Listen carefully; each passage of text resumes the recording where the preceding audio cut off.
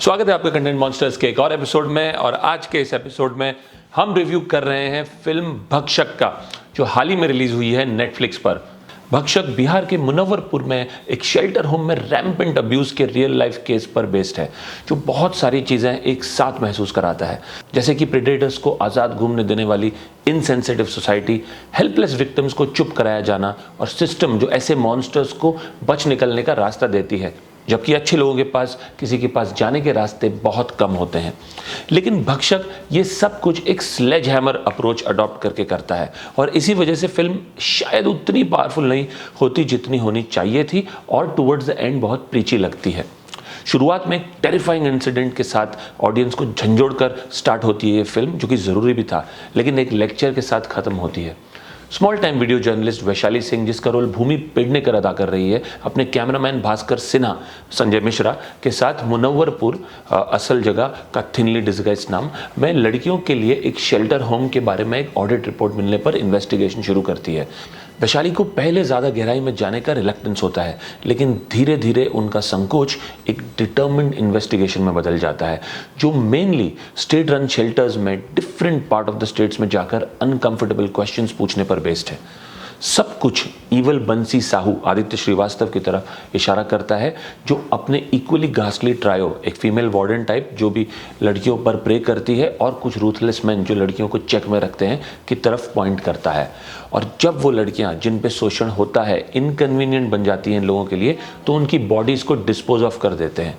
यही लोग इस शेल्टर होम को चलाते हैं। नो स्पॉयलर्स ये, क्योंकि असल ज़िंदगी का केस भी कुछ ऐसा ही था।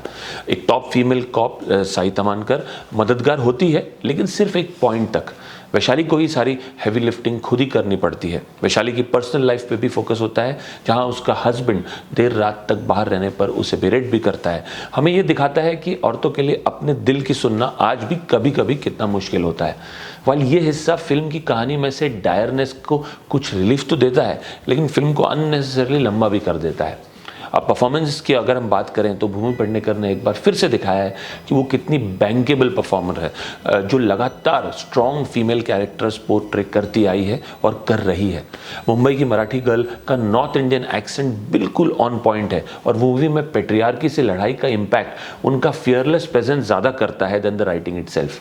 संजय मिश्रा अपने टैलेंट से हमें हमेशा डैजल करते रहते हैं, और उन्हें हर फिल्म में मीटियर रोल्स मिलते देखना is such a delight. He is also phenomenal here. भक्षक ये भी याद दिलाता है कि कितने एक्टर्स आउटस्टैंडिंग कैपेसिटीज़ के बावजूद ज़्यादातर अनसंग और अंडर यूटिलाइज्ड रहते हैं, जैसे आदित्य श्रीवास्तव फॉर एग्जाम्पल। अब बात करें एक्टिंग पार्ट ओन करने की, तो बंसी साहू के हर डेस्पिकेबल शेड को बाहर लाने में Aditya Srivastava is absolutely fantastic. वो इतने ब्रिलियंट हैं कि आपको उनके कैरेक्टर से फर्स्ट फ्यू मिनट्स में ही नफरत हो जाती है। साई तमनकर एक छोटी भूमिका में है, लेकिन उनका कैरेक्टर में कोई ज़्यादा न्यूएंस नहीं है। सूर्या शर्मा छोटे रोल में स्टैंड आउट करते हैं। उन्हें एक पॉजिटिव रोल में देखना रिफ्रेशिंग है, क्योंकि उन्होंने मोस्टली एंटेगनिस्ट का ही पार्ट किया है in recent pieces of work. Overall भक्षक एक डेफिनेट वन टाइम वॉच है, क्योंकि ये हमें एक कंपेलिंग स्टोरी और परफॉर्मेंस प्रोवाइड करता है। हालांकि कंक्लूजन बहुत सिंपलिस्टिक और प्रेडिक्टेबल है जिस तरह से ये शूट किया गया है, और एंड का जो मोनोलॉग है भूमि पेडनेकर का, वो भी बहुत प्रीची साउंड करता है। और मुझे लगा कि इसे इम्पैक्टफुल बनाने की बजाय इसका असर थोड़ा कम हो जाता है इस मोनोलॉग की वजह से। मैं इस फिल्म को रेटिंग दूंगा 6/10।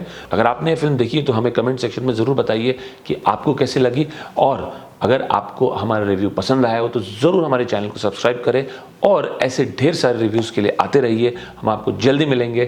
Thank you.